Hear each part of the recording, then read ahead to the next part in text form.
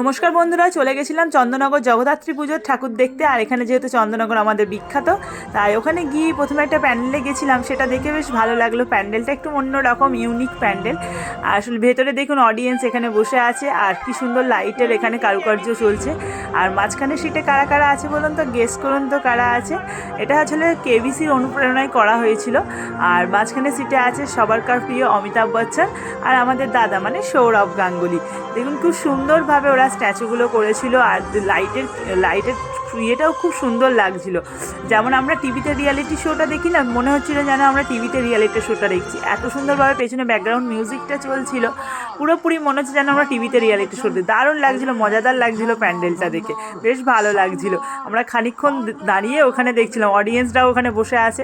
তারপরে মাকে দর্শন করলাম। মায়ের অপরূপ মুখ, অপরূপ দৃশ্য, আর মায়ের সৌন্দর্য তো তুলনা হয় না। তারপরে ওখান থেকে চলে গেলাম।